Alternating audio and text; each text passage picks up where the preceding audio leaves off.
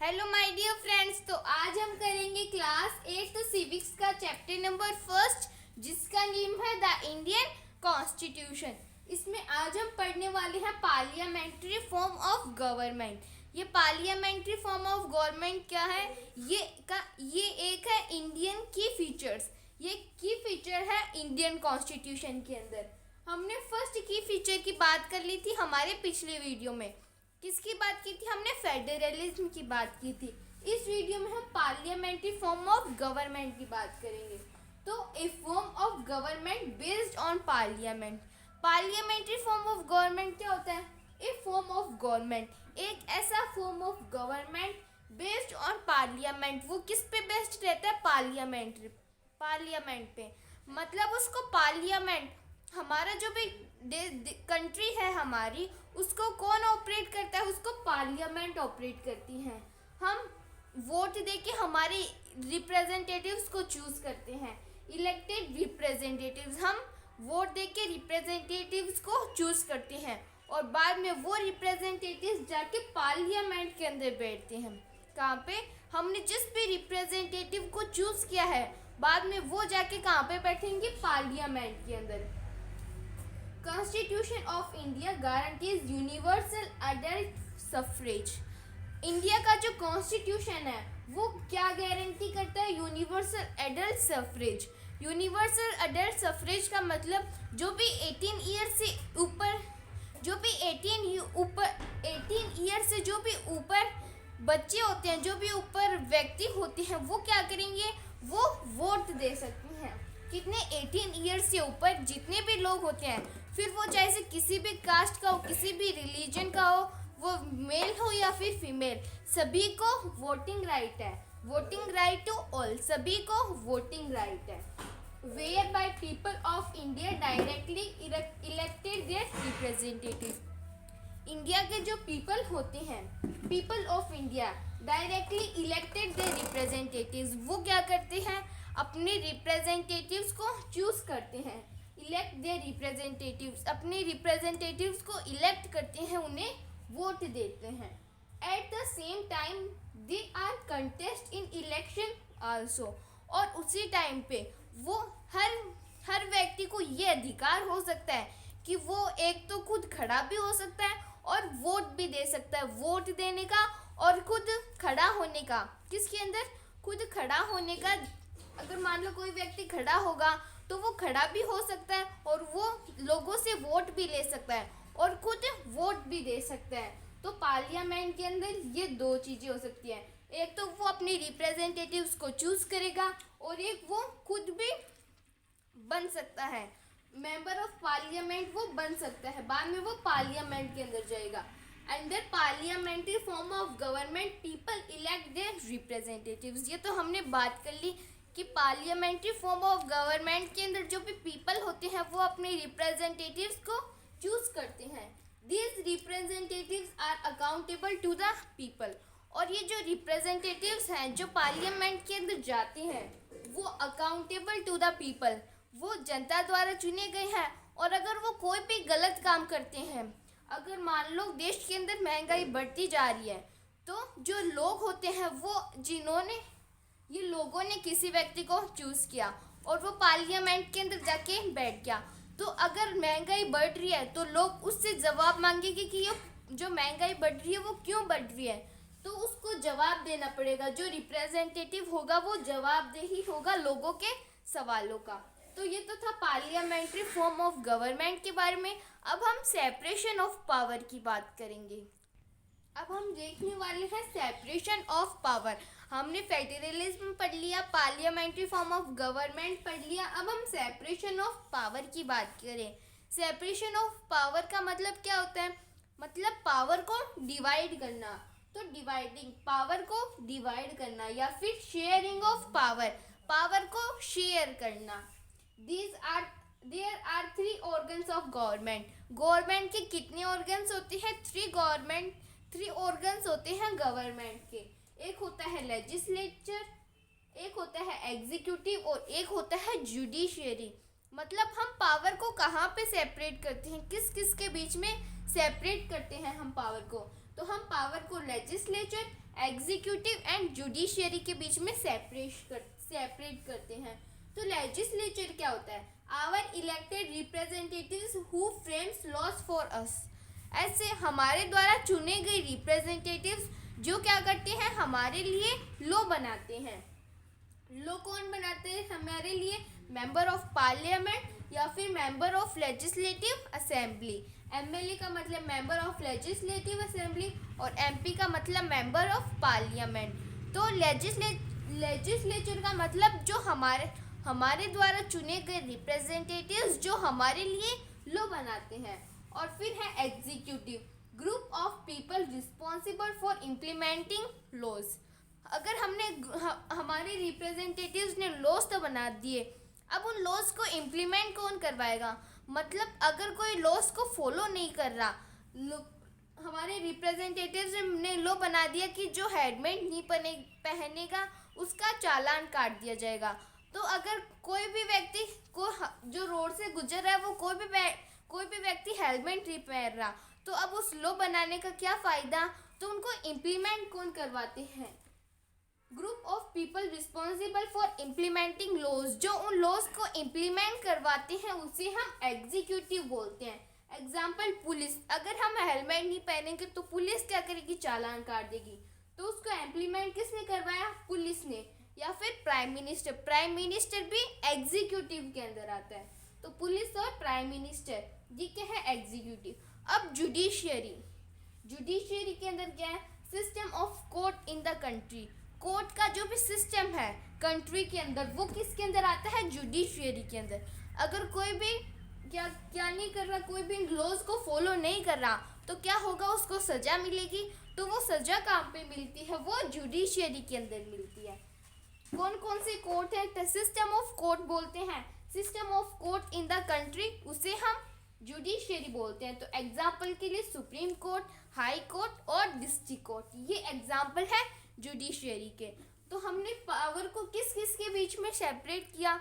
किस किस के बीच में किया? एक तो legislature, executive, judiciary.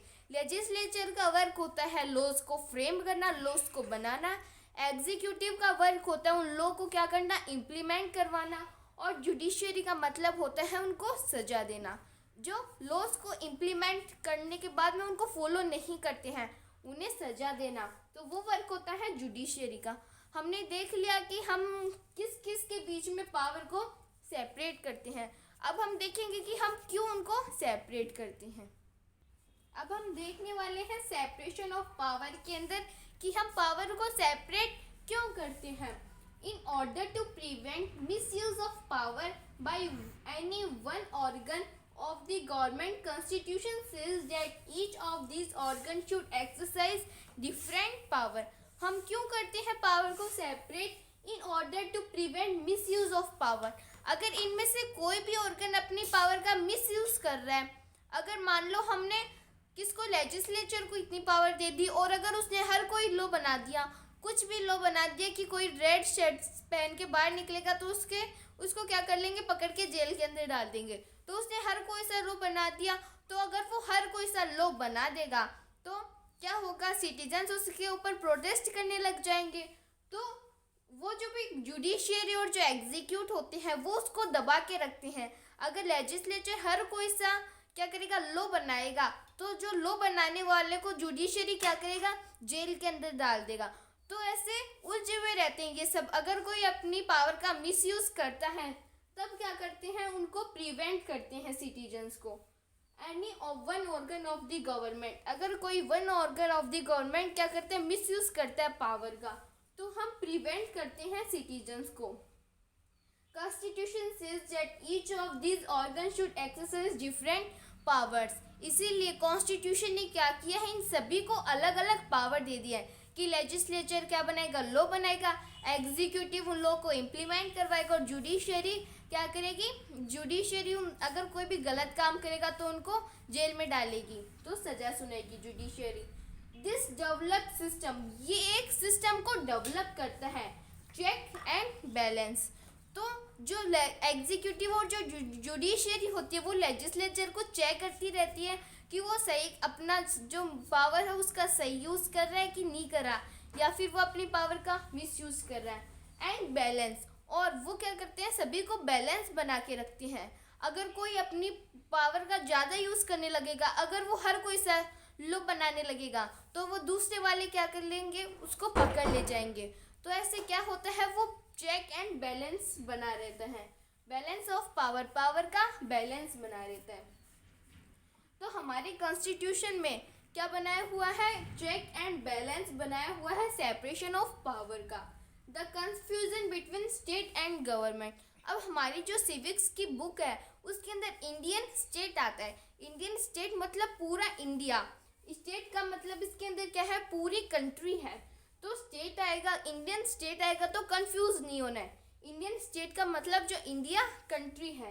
And government, government जो भी गवर्नमेंट होती है वो देश को चलाती है। ऐसे नहीं कि देश को ये गाड़ी है और वो स्टीयरिंग संभाल रहे हैं, नहीं, देश है ना, गवर्नमेंट जो होती है वो देश को चलाती है।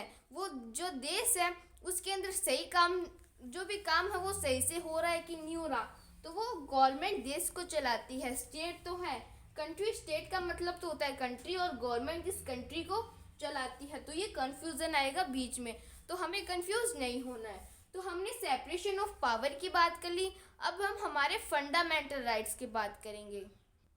अब हम बात करेंगे फंडामेंटल राइट्स की। तो fundamental rights are referred as the consents of the Indian constitution. जो फंडामेंटल राइट्स होते हैं उन्हें क्या बोला जाता है, कंसाइंस मतलब बुद्धि। तो उन्हें हमारे इंडियन कॉन्स्टिट्यूशन की बुद्धि बोला जाता है। बुद्धि मतलब जो फंडामेंटल राइट्स होते हैं वो बहुत ज़रूरी है। अगर फंडामेंटल राइट्स नहीं होंगे तो जो व्यक्ति है वो अच्छे से अपना काम नहीं कर पाएगा, वो अच्छे से जी नहीं पाएगा, क्योंकि फंडामेंटल राइट्स नहीं होंगे। अगर वो उसको किसी की भी आज़ादी नहीं होगी तो क्या करेगा, जब वो चलता रहेगा तो कोई उसके थप्पड़ मार देगा, तो क्या होता है, वो अच्छे से जी नहीं पाएगा, बेचारा क्या हो जाएगा, हमेशा दुखी रहेगा। अगर मान लो वो नीची जाति वाला है तब तो उसके लिए बहुत प्रॉब्लम है, अगर वो ऊंची जाति वाला है फिर तो उसके लिए कोई प्रॉब्लम नहीं है। लेकिन जो फंडामेंटल राइट्स होते हैं उन्हें कंसेप्ट, उन्हें नॉलेज, उन्हें बुद्धि बोला जाता है, किसकी, हमारे जीवन के लिए। तो learning from the past experience of the colonial rule. तो हमारे जो लीडर्स थे 300 पीपल थे कॉन्स्टिट्यूशनल असेंबली के, तो उन्हें फंडामेंटल राइट्स हमारे कॉन्स्टिट्यूशन के अंदर डालने की, जो उन्होंने क्या सोच के डाला कॉन्स्टिट्यूशन के अंदर फंडामेंटल राइट्स, तो उन्होंने लर्निंग फ्रॉम द पास्ट, उन्हें पास्ट से सीखा, experience for the of the colonial rule, colonial rule से उन्होंने सीखा। क्योंकि जो ब्रिटिशर्स थे वो क्या करते थे, वो बहुत अत्याचार करते थे। जो भी इंडियंस होते थे उन्हें किसी भी चीज़ की आज़ादी नहीं थी, वो ना तो खुद अपनी खेती कर सकते थे, जो ब्रिटिशर्स बोलते थे उन्हें अपनी फील्ड के अंदर वही ग्रो करना पड़ता था। तो उन्हें किसी भी बात की आज़ादी नहीं थी, उन्हें किसी भी प्रकार का फ्रीडम नहीं था।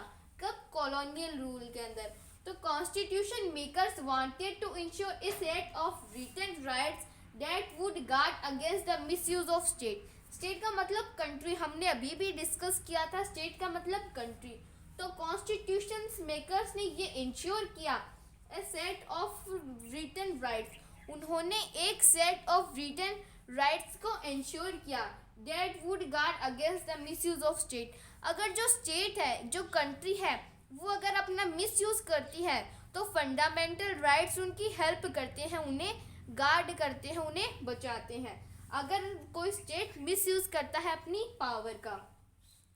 Fundamental rights protect citizen. जो फंडामेंटल राइट्स है वो सिटीजन्स को प्रोटेक्ट करते हैं against the arbitrary and absolute exercise of power by state as well as other individuals।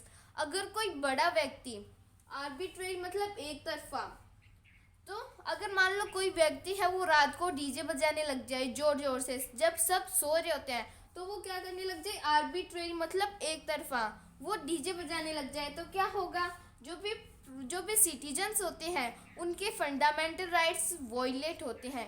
तो क्या, फंडामेंटल राइट्स प्रोटेक्ट सिटीजन। जो फंडामेंटल राइट्स है वो सिटीजन्स को प्रोटेक्ट करते हैं against the arbitrary and absolute exercise, किससे? आर्बिट्रेरी से and absolute exercise of power by state as well as other individual. किससे? स्टेट से और अदर इंडिविजुअल से।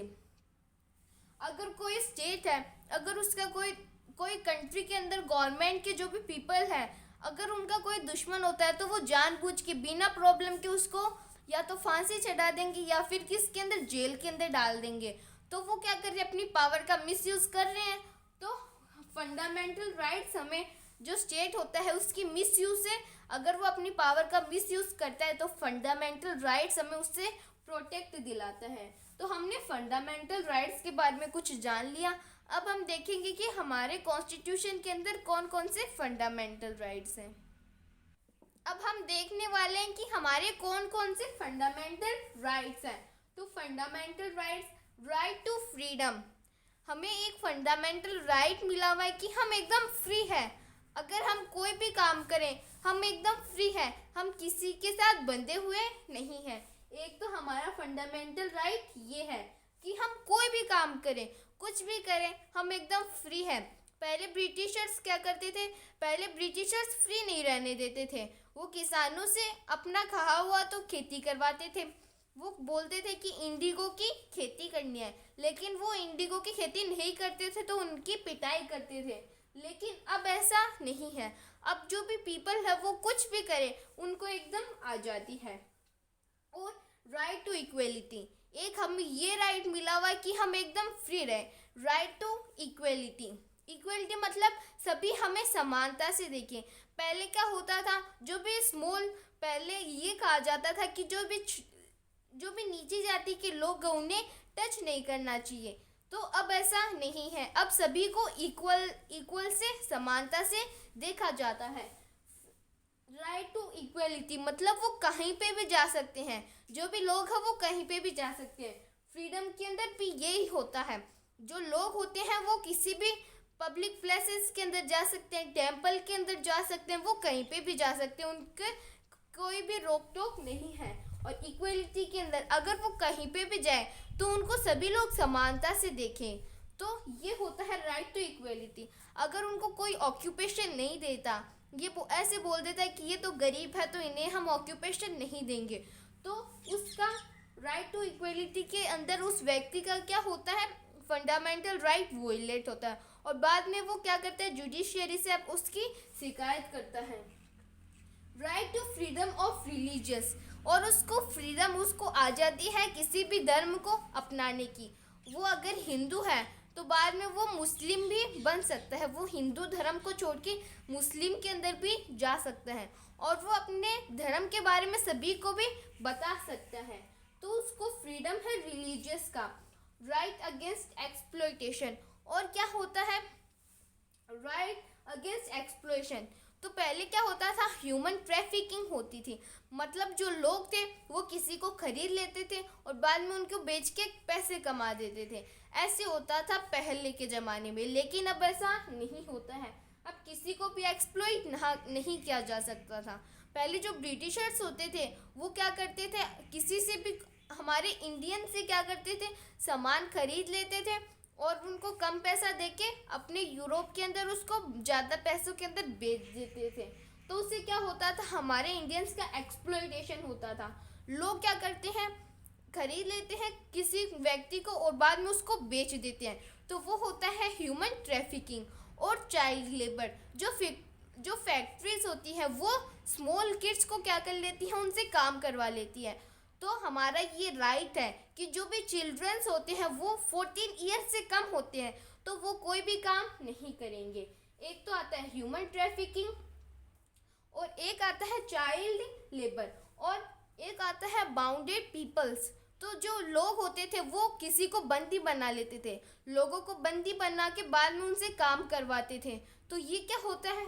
ये उनका राइट अगेंस्ट एक्सप्लॉयटेशन का वोलेशन होता है। हमारा जो राइट है, राइट अगेंस्ट वोलेशन एक्सप्लॉयटेशन, तो उसका वोलेशन होता है अगर कोई व्यक्ति किसी को बंदी बना के उससे काम करवाता है। और कल्चरल एंड एजुकेशनल राइट, जो कल्चरल और एजुकेशन, हम क्या कर सकते हैं? किसी भी स्कूल के अंदर जा सकते हैं। जो लोग होते हैं चाहे वो स्मॉल कास्ट के हो या फिर अपर कास्ट के, वो अपनी कोई भी स्कूल बना सकते हैं। जैसे मराठी लैंग्वेज के क्या होते हैं, पीपल होते हैं, तो वो अपनी मराठी लैंग्वेज के लिए एक स्कूल भी ओपन कर सकते हैं, उन्हें ये फ्री आज़ादी है उनकी। और राइट टू कॉन्स्टिट्यूशन रेमिडीज, और अगर इन सभी राइट्स का क्या होता है, वॉयलेशन होता है, तो कॉन्स्टिट्यूशन के अंदर उसे न्याय मिलता है। हमारा ये अधिकार है कि हमें क्या मिले, न्याय मिले। तो है राइट टू कॉन्स्टिट्यूशन रेमिडीज, ये आर्टिकल नंबर 34 है। हमें जो कॉन्स्टिट्यूशन है वो उसके अंदर ये लिखा हुआ है कि अगर इनमें से किसी राइट का वॉयलेशन होता है तो जुडिशरी हमें न्याय दे। तो ये तो थे फंडामेंटल राइट्स हमें हमारे सभी। ये कितने 6 फंडामेंटल राइट्स हैं। अब हम आगे बात करेंगे। अब हम देखने वाले हैं doctor Bhimrao Ambedkar observation about fundamental rights. जो भी अंबेडकर थे उनका क्या ऑब्जर्वेशन था फंडामेंटल राइट्स के अंदर। तो these rights must be blinding upon every authority that has got the power to make laws. ये जो भी लॉज है, दीज राइट्स, ये जो भी राइट्स है fundamental rights must be blinding upon every authority. ये हर कोई सभी अथॉरिटी को मानने पड़ेंगे। कौन से, ये fundamental rights that has got the power to make laws. जो वो चाहे से क्या हो, वो चाहे से लॉ ही बनाने वाली क्यों ना हो, हर व्यक्ति को फंडामेंटल राइट्स को मानना होगा। जो भी सिटीजन होते हैं सभी से ऊपर है फंडामेंटल राइट्स। हर किसी को फंडामेंटल राइट्स को फॉलो करना होगा, फिर वो चाहे से लॉ बनाने वाले ही क्यों ना हो। Every citizen must be in a position to claim those rights. और सभी सिटीजन्स क्या होते हैं, सभी सिटीजन्स को ये अधिकार होते हैं किसके, फंडामेंटल राइट्स के। हर सिटीजन्स के पास फंडामेंटल राइट्स होते हैं। Every citizen must be in a position to claim those rights. हर सिटीजन्स उस पोजीशन के अंदर है कि वो फंडामेंटल राइट्स को क्लेम करे। तो ये 2 ऑब्जर्वेशन थी बी आर अम्बेडकर की। तो जो पहली ऑब्जर्वेशन ये थी कि जो भी लॉ बनाने वाले हैं, जो भी लॉ बनाने वाले लोग हैं वो फंडामेंटल से ऊपर नहीं है, सबसे ऊपर फंडामेंटल राइट है। तो फंडामेंटल राइट्स को सभी को फॉलो करना होगा और सभी सिटीजन को ये फंडामेंटल राइट्स के अधिकार हैं। सभी every citizen must be in a position to claim those rights. सभी सिटीजन उस पोजिशन के अंदर है कि वो फंडामेंटल राइट्स को क्लेम कर सके। अब एक सेक्शन है directive principles of state authority. इसके मुताबिक क्या होता है, इस सेक्शन के मुताबिक ये होता है कि जो भी गवर्नमेंट है वो क्या करेगी, जो गवर्नमेंट है उसको इसके अंदर जो भी लिखा हुआ होता है उसको मानना पड़ेगा और गवर्नमेंट्स को सोशल और इकोनॉमिक के अंदर बदलाव लाने पड़ेंगे, सोसाइटी के अंदर। और जो गरीबी है पूरी इंडिया के अंदर उसको कम करना होगा, किसके मुताबिक, directive principle of state authority के मुताबिक। तो हमने 4 की फीचर्स को डिस्कस कर लिया। किस किस के बारे में, हमने फेडरलिज्म की बात कर ली, पार्लियामेंट्री फॉर्म ऑफ गवर्नमेंट की बात कर ली, सेपरेशन ऑफ पावर की बात कर ली और फंडामेंटल राइट्स की बात कर ली। अब हमारे लास्ट की फीचर्स की बात करेंगे जिसका नेम है सेक्युलरिज्म। अब हम बात करेंगे सेक्युलरिज्म की। तो सेक्युलरिज्म का मतलब क्या होता है, not connected to religious matter, जो रिलीजियस मैटर से कनेक्टेड नहीं हो, not connected to religious matter. जैसे मान लो रामायण है, तो रामायण क्या है, वो एक हिंदू की क्या है, बुक है, तो वो क्या है, एक नॉन सेक्युलर है। और वही ये सिविक्स है, हम क्या पढ़ रहे हैं, सिविक्स पढ़ रहे हैं, तो ये क्या है, एक सेक्युलर बुक है, मतलब ये किसी रिलीजियस से कनेक्टेड नहीं है। इसके अंदर सभी रिलीजियस है, इसके अंदर हम मुस्लिम के बारे में भी पढ़ते हैं, हिंदूज के बारे में भी पढ़ते हैं, जैन के बारे में भी पढ़ते हैं, क्रिश्चियन के बारे में भी पढ़ते हैं। तो ये क्या है, एक सेक्युलर बुक है। तो सेक्युलरिज्म का मतलब not connected to religious matter, जो रिलीजियस मैटर से कनेक्टेड नहीं होता उसे हम सेक्युलरिज्म बोलते हैं। तो what is the secular state. तो एक सेक्युलर स्टेट क्या होता है, a state which does not officially promote any one religion, एक ऐसा स्टेट जो किसी एक रिलीजन को प्रमोट नहीं करता। A state which does not officially promote any one religion, जो एक रिलीजन को प्रमोट नहीं करता। As the state religion, state का मतलब हमने देखा था कंट्री होता है, तो और एज द स्टेट रिलीजन और कंट्री के रिलीजन को भी प्रमोट नहीं करता। जैसे मान लो इंडिया क्या है, एक हिंदू कंट्री है ऐसा माना जाता है। तो इंडिया के अंदर कौन ज़्यादा पॉपुलेशन के अंदर है? हिंदू। हिंदू ज़्यादा पॉपुलेशन के अंदर है। लेकिन पाकिस्तान के अंदर कौन ज़्यादा पॉपुलेशन के अंदर है? मुस्लिम। वो क्या है? ज़्यादा पॉपुलेशन के अंदर है। तो इस स्टेट विच वो क्या करेंगे? हमारे इंडिया क्या है, एक सेक्युलर कंट्री है, तो इंडिया हिंदू को ज़्यादा प्रमोट नहीं करेगी। इंडियंस के अंदर सभी लोग इक्वल है। हमारा फंडामेंटल राइट क्या, हमने फंडामेंटल राइट के अंदर देखा था, राइट टू इक्वलिटी, वो हमारा फंडामेंटल राइट है। तो जो हमारी कंट्री है वो किसी एक स्टेट रिलीजन को प्रमोट नहीं करती। No religion is given extra benefit, किसी एक रिलीजन को एक्स्ट्रा बेनिफिट नहीं दिए जाएंगे। जैसे हिंदू है तो हिंदू को किसी भी प्रकार का एक्स्ट्रा बेनिफिट नहीं दिया जाएगा। Nor any religion is ignored on any matter, और किसी भी मैटर के अंदर अगर कोई मैटर होता है तो किसी भी मैटर के अंदर एनी रिलीजन, किसी भी रिलीजन को इग्नोर, किसी भी रिलीजन को छोड़ा नहीं जाएगा। जैसे मान लो ऑक्यूपेशन देने की बात आती है तो ऑक्यूपेशन सभी धर्म के लोगों को मिलेगी, ऐसा नहीं कि सिर्फ हिंदुओं को मिलेगी। किसी भी रिलीजन को छोड़ा नहीं जाएगा। अगर किसी भी रिलीजन को छोड़ा नहीं जाएगा, not connected to religious matter, जो किस रिलीजियस मैटर से कनेक्टेड नहीं होती कोई स्टेट, उसे ही हम सेक्युलर स्टेट बोलते हैं। तो यही पूरा मतलब है सेक्युलरिज्म का। तो हमने हमारे सभी की फीचर्स के बारे में डिस्कस कर लिया। इसी के साथ हमारा क्लास 8th सिविक्स का chapter number 1 the Indian constitution complete होता है। If you have any doubt, any query, then please ask me in the comments. Thank you so much.